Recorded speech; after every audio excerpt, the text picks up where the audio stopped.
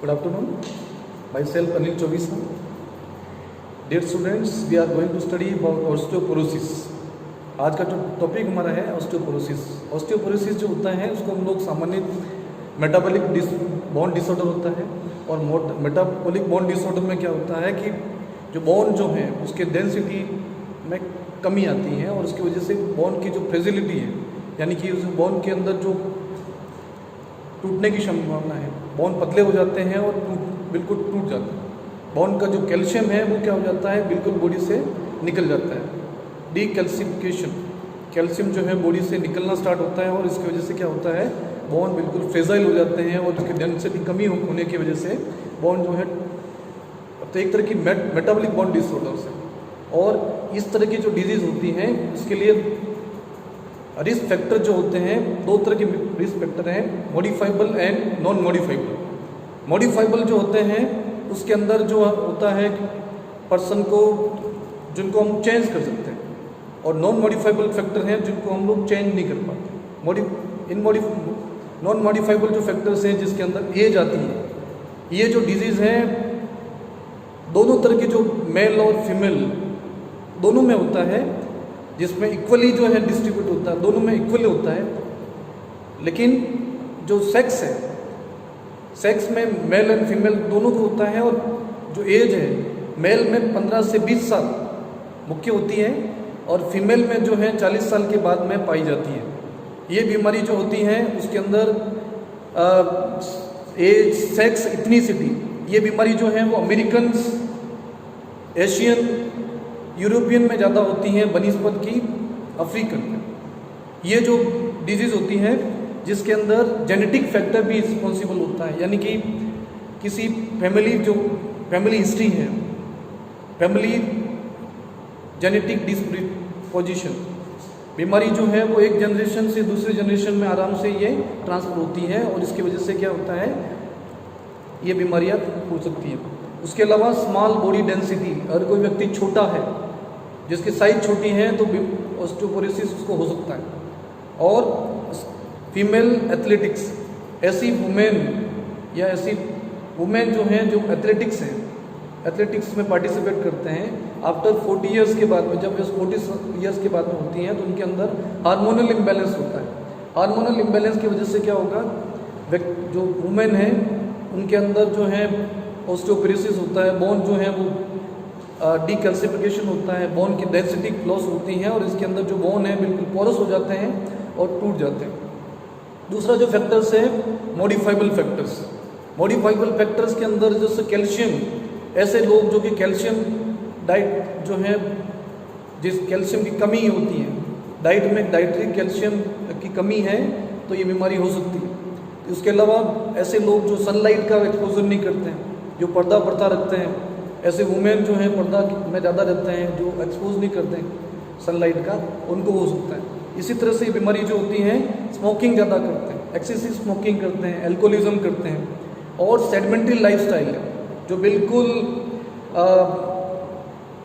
Sedimentary lifestyle है जिसके अंदर जो एक्सरसाइज नहीं करते हैं, ना किसी तरह की बॉडी के लिए जो परिश्रम है, परिश्रम करने में कोताही रखते हैं, जैसे कि ओबेसिटी है, इडिमा है, और कुछ बीमारियां ऐसी हैं, अदर डिजीज कंडीशन, जैसे कि हाइपोथायराइडिज्म है, हाइपरथायराइडिज्म है, कॉर्टिकोस्टेरॉइड्स हैं, अगर ज़्यादा कॉर्टिकोस्टेरॉइड लेते हैं तो उसकी वजह से ये बीमारी हो सकती है। उसके अलावा anti scissor, anti epileptics drugs लेते हैं, उसकी वजह से भी ऐसे पेशेंट जिनको हो सकता है उनको ऑस्टियोपोरोसिस होने की संभावना रहती है, क्योंकि जो बीमारी है उसके अंदर क्या होता है, हार्मोनल इम्बैलेंस होता है और उसकी वजह से ऑस्टियोपोरोसिस होने की संभावना रहती है।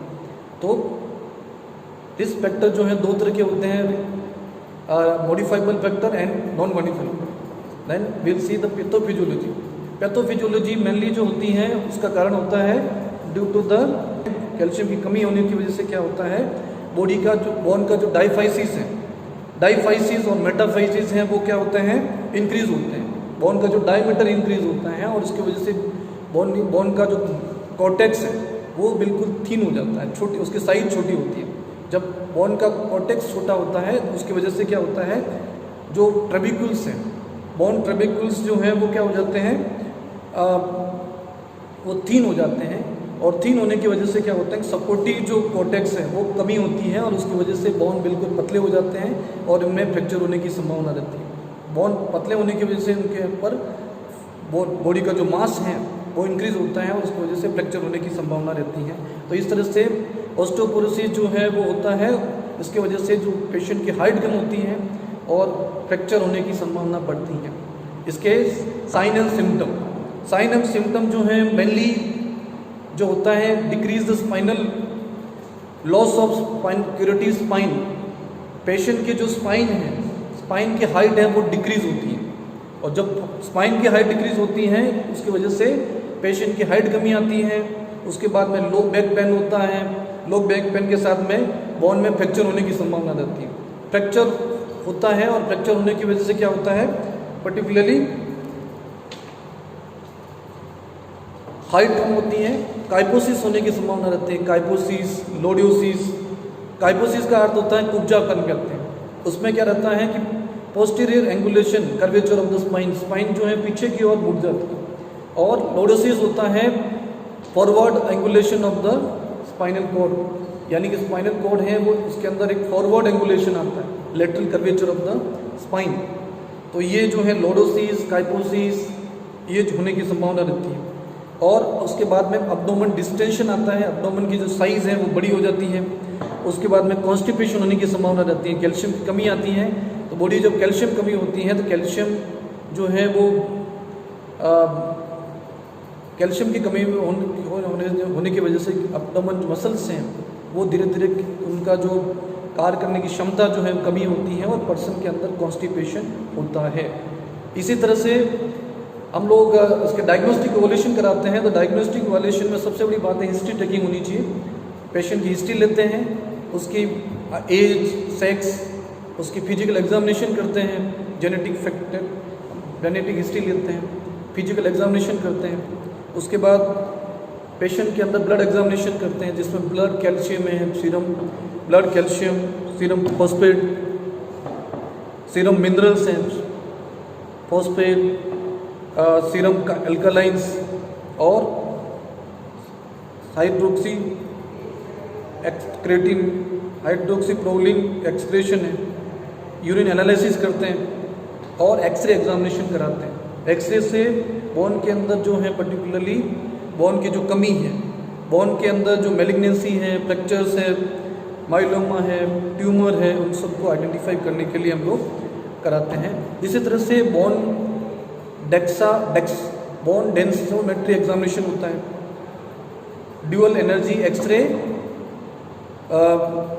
एप्सोमेट्री कराते हैं, जिसके अंदर बोन की डेंसिटी चेक करते हैं, बोन की जो मास है उसकी मास जो है वो एब्जॉर्बेशन होता है या नहीं हो रहा है, उसको चेक करने का एक पर्टिकुलर टेस्ट होता है, उसको बोलते हैं DEXA, dual energy DEXA oximetry, absorptiometry examination कराते हैं, एक्सरे एब्जोमेट्री टेस्ट कराते हैं, और ये सभी जो है कराए जाते हैं। तो इसलिए इसमें जो ज़्यादातर होते हैं हिस्ट्री टेकिंग, फिजिकल एग्जामिनेशन और एक्सरे एग्जामिनेशन, इसका मेनली जो मैनेजमेंट होता है, हम लोग स्टडी करेंगे मैनेजमेंट के बारे में। मैनेजमेंट जो होता है जिसके अंदर होता है डाइटरी मैनेजमेंट। डाइटरी मैनेजमेंट में हाई कैल्शियम डाइट देते हैं, हाई कैल्शियम डाइट जिसके अंदर ब्लड कैल्शियम के अंदर मिल्क है, ग्रीन लीफ वेजिटेबल्स हैं, पालक है, मेथी है, और जितनी भी डाइट देते हैं। उसके बाद में सेकंड हम लोग कैल्शियम सप्लीमेंट देते हैं, जिसमें कैल्शियम ग्लूकोनेट है, कैल्शियम ग्लूकोनेट, और उसके बाद में सेलेक्ट पेशेंट का मॉडिफिकेशन करते हैं, modification of patient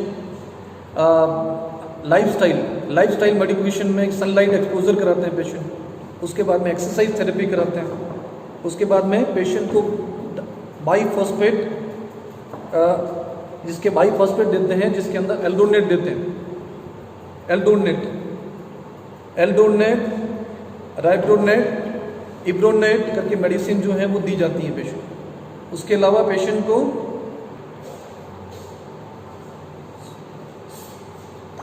then sodium chloride patient को देते हैं, जिसकी वजह से कैल्शियम डिपोजिशन होने की क्षमता बढ़ती है और पेशेंट जो है वो अपने आप को इम्प्रूवमेंट कर सकता है।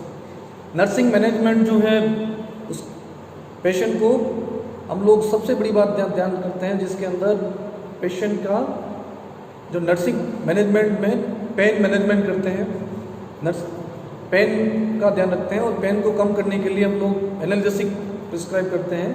उसके बाद पेशेंट के अंदर लाइफ स्टाइल चेंजेस करते हैं, पेशेंट को एक्सरसाइज कराते हैं, एक्सरसाइज मॉडिफिकेशन करते हैं, पेशेंट को एक्सरसाइज के एक्टिव एंड पैसिव एक्सरसाइज के बारे में बताते हैं, उसकी डाइटरी चेंजेस करते हैं, पेन के लिए हॉट एप्लीकेशन अप्लाई करते हैं।